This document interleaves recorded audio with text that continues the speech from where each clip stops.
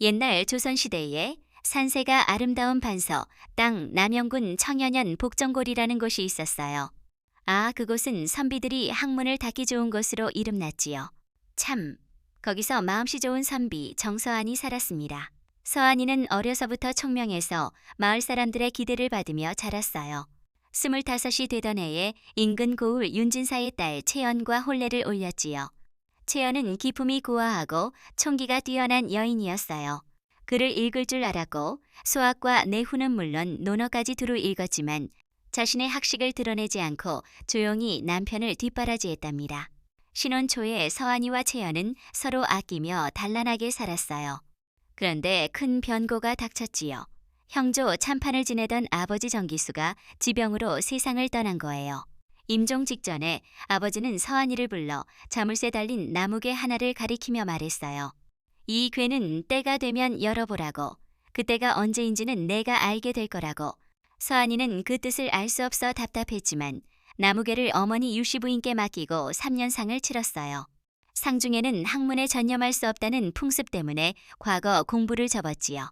3년상이 끝난 후에도 마을 사람들이 크고 작은 일로 찾아와 도움을 청했어요. 서안이는 마음이 좋아서 부탁을 거절하지 못했지요. 하루 종일 남의 일을 하다 보니 자신의 공부 시간이 밀려났어요. 채연은 그런 남편을 보며 마음이 답답했지만 직접 나서지 않았어요.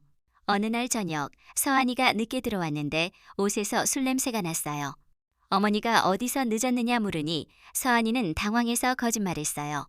서책을 보느라 시간 가는 줄 몰랐다고, 맹자를 읽었다고 채연이 조심스럽게 물었어요. 맹자 중 어느 편을 보셨나요? 왕앞이 왕의 뜻은 어떻게 해석하셨나요? 서안이는 식은땀이 났지요. 사실 책을 안 봤으니까. 그때 어머니가 소리쳤어요. 이놈아, 어미 앞에서 거짓말이냐. 왕앞이 왕은 양해왕 편이 아니라 공손추 편에 나오는 구절이라고. 선비의 도리는 진실과 수양인데 내가 무슨 짓이냐. 당장 방에 들어가 반성하라고. 서안이는 고개 숙이고 들어갔어요. 어머니는 화가 나서 혀를 찼지요. 채연이 달래며 말했어요. 어머님 걱정 마세요. 제가 잘 보살피겠어요. 그날 밤 채연이 남편 방에 가서 앉았어요. 서안이는 부끄러워 고개 들지 못했지요. 채연이 부드럽게 말했어요. 나리 제안 하나 드릴게요. 앞으로 아침 저녁 1시즌씩 제가 질문을 드릴게요. 듣기만 하셔도 좋고 답하셔도 좋아요. 서안이는 이상했지만 어머니 출입 금지령 때문에 집에 있어야 해서 좋다고 했어요. 다음 날부터 시작됐지요. 채연이 어머니께 나무개 열쇠를 부탁했어요. 서안이가 학문에 전념할 수 있게 도와드리고 싶다고 어머니가 주셨어요.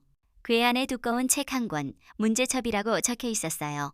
내용은 아버지가 겪은 사건들, 해결 방법, 과거 문제와 모범 답안, 사서, 핵심 구절과 해석, 법령과 절차가 빼곡히 적혀 있었어요. 첫 장에 메모가 있었지요. 며느리는 해지가 있으니 구슬로 가르치라. 서안이는 귀로 듣는 걸 잘 기억하니 이 방법이 효과적이라고. 채연은 시아버지의 깊은 뜻을 알았어요. 그날 저녁부터 시작됐지요. 채연이 물었어요. 이웃 간 논밭 경계 다툼이 생기면 어떻게 조정하나요? 서안이가 제대로 답 못하니 차근차근 설명했어요. 양쪽 말 공평히 듣고 토지대장 확인하고 원로 증언 듣는다고. 마치 잔소리처럼 들렸지만 실무 지식이었어요. 아침에도 경전구절로 물었어요. 논어에서 군자는 의에 밝고 소인은 이에 밝다고 관리 자세와 관련이 뭐냐고 설명했어요. 관리는 사사로운 이익보다 공적인 의리를 앞세워야 한다고. 이런 교육이 석 달 넘어가니 마을에 소문이 퍼졌어요. 서안이 집에서 매일 여자 목소리가 들린다. 며느리가 잔소리한다. 악처라고. 소문은 과장됐지요. 채연과 서안이는 모른 채 계속했어요. 어느 날 설이 박겸이 왔어요. 서안이를 쉬게 하던 자로 분쟁이 생겼다며 도와달라고. 사실 거짓으로 출입금지 여기게 하려는 속셈이었어요. 서안이는 고민했지만 하인 남복과 옷 바꿔 입고 나가려 했어요. 그때 채연이 들어와 봤지만 아무 말 안 하고 나가며 저녁에 분쟁 조정 절차 말씀드리겠다고. 서안이는 결국 안 나갔어요. 교육 계속되면서 서안이 지식이 쌓였어요. 대학에서 수신제가 치국 평천하 순서라고 개인 수양 먼저라고 설명했어요. 관리가 마음가짐 바르게 안 하면 백성 다스릴 수 없다고. 겨울에 채연이 고열과 기침에 시달렸어요. 밤마다 심했지만 교육은 거르지 않았어요. 상소문 쓰는 법 설명했지요. 상황 파악, 문제 지적, 해결 방안 제시라고. 봄에 서한이가 과거 보러 한양 가겠다고. 어머니 놀라셨지만 채연이 가르쳤다고. 떠나는 날 채연이 말했어요. 이제 아침 저녁안 찾아뵐게요. 혼자 하실 때 됐다고. 그날 밤 채연이 쓰러졌어요. 열이 사흘 안 내렸지요. 한양에서 시험 본 서한이 문제 보니 채연이 강조한 내용들. 향촌 분쟁 처리, 부모의 진실, 상소문 격식. 채연 목소리가 들리는 듯 자연스럽게 썼어요. 장원 급제했지요. 집에 돌아와 채연 찾았어요. 창백하게 누워있더라고. 장원 급제 소식에 환해졌어요. 서한이가 물었어요. 당신이 무슨 굿을 부렸냐고. 채연이 어머님께 여쭤보라고. 어머니가 문제첩 보여주시며 아버지 메모 읽어주셨어요. 며느리로 굿을 가르치라, 잔소리 척하라고. 서한이는 충격받았어요. 채연이 스승이었던 거예요. 무릎 꿇고 큰절 올렸지요. 그날부터 달라졌어요. 소문 바로잡고 박겸술수 폭로했어요. 어머니께 효도하고 채연과 동반자로 살았어요. 채연 병도 나았지요. 함께 학문 논하며 지냈어요. 마을 사람들은 채연을 현부인이라고 불렀어요. 젊은 부부들이 교육법 배우러 오면 채연이 말했어요. 남편 자존심 지키며 가르치고 진심으로 성공 바라는 마음이 중요하다고. 이 이야기는 부부 사랑과 교육 의미로 후세에 전해졌어요. 글쎄, 표면은 잔소리 아내지만 실제는 지혜로운 사랑과 희생이었지요. 아, 정말 감동적이지요. 이제 다른 이야기로 넘어가요. 조선시대 연풍현 두세골이라는 작은 마을이 있었어요. 인색함으로 유명한 곳이지요. 밥 한 술 뜨고 굴비 한번 바라본다는 말처럼 검소함을 넘어선 인색함이었어요. 여름 더위에 부채 아끼고 겨울에 나무 하나씩 넣고 웃을 때도 기운 빠진다며 조심했지요. 그중 안씨 집안이 대표였어요. 부엌 천장에 굴비 매달아 식욕 절제했지요. 그 굴비는 영원히 안 먹고 장식처럼 있었어요. 안노인은 45에도 허리 곱고 눈빛 날카로웠어요. 매일 굴비 보며 검소하게 살자 중얼거렸지요. 부인 한씨는 40 넘어도 꽃같은 자세로 효율적으로 일했어요. 봄날 경상도 안동에서 금양이 안치수의 아내로 시집왔어요.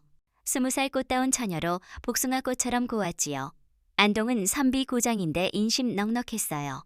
금양도 나누는 걸 자연스럽게 여겼지요. 씩씩한 기지로 새로운 삶에 설렘과 두려움 품었어요. 혼례날에도 검소함 드러났어요. 음식 딱 필요만큼, 촛불도 최소, 족두리와 혼례복 소박했지요. 하객 선물은 바늘, 실처럼 작았어요. 금양 고향에서는 쌀, 고기, 술 넉넉히 가져왔는데 여기서는 축복말로 대신했어요.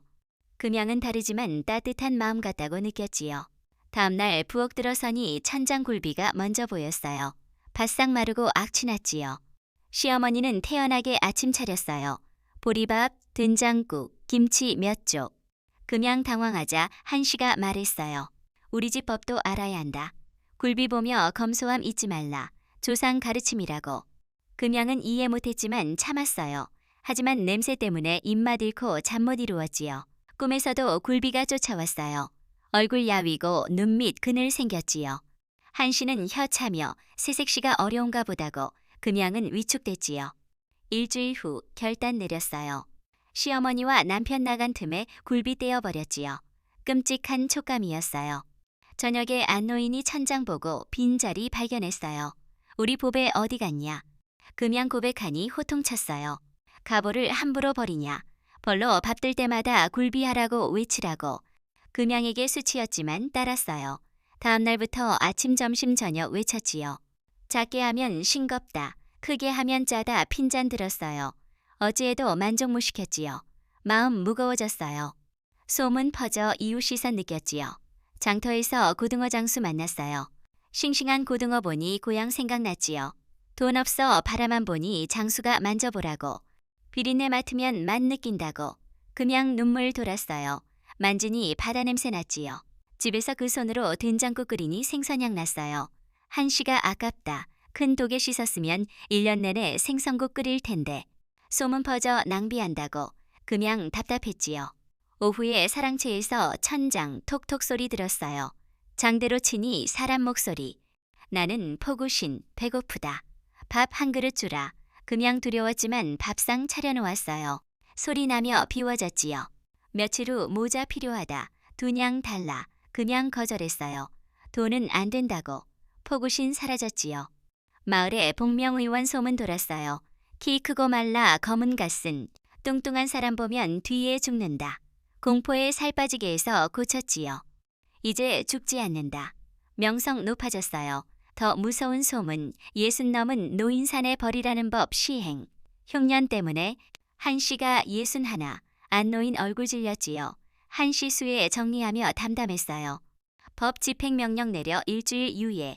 안노인이 금양 불러 어머니 모시고 가라. 새벽에 출발했어요. 한씨 솔가지 꺾어 표시 남겼지요.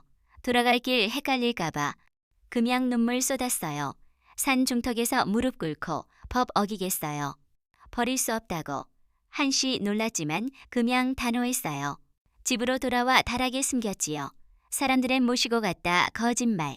밤에 한씨와 이야기 나눴어요. 법보다 마음 중요하다고. 굿을 꿰는 법 계미로 어미 새끼 구별 배고픔으로 100가지 나무 흰가지로 해석. 금양 배웠지요. 연풍현의 감찰 새 난제. 구불구불 구슬의 실꿰기, 어미 새끼 말 구별, 가지 하나로 100가지 나무. 풀지 못하면 세금. 관리들 고민, 금양 상소 올렸어요. 여인으로 관청 나가 풀겠다고. 감찰 앞에서 당당히 10만석 비웃었지만 금양개미로 실개였어요. 꿀 바르고 개미 허리에 실 묶어 성공. 어미 새끼 사흘 굶긴 후 여물 놓아 어미가 새끼 먼저 챙겼지요. 밥그릇 비워진 상황, 진지 식었다 바꾸라. 체면 살렸어요. 마지막 흰가지 삶아 100가지 나물, 감찰 감탄. 포구신 다시와 노자한 필요, 대신 10량 더 생기고 8량 사라짐. 쌀과 배 멍석 가득. 10만석 분노에 거지 운막불 지름. 금양 거지들 들여 밥 주었어요. 10만석 매수한 자객 안치수 쏘려다 은혜 갚아 포기. 작은 은혜가 화 마금. 감찰 포고. 노인 버리는 법 파기. 인색함 미덕아님. 나누고 도우라. 마을 바뀌었어요. 음식 나누고 아이들 가르침 바뀌고 굴비 대신 고추 매달아 한씨 나와 지내고 포구신 도움 주고 10만석 뉘우침. 금양 이야기 전해져 지혜와 선행 교훈. 아, 여러분, 옛날 사람들 마음이 참 따뜻하지 않았나요? 건강 잘 챙기시고 주변에 따뜻한 말 한마디 나누시길 바래요.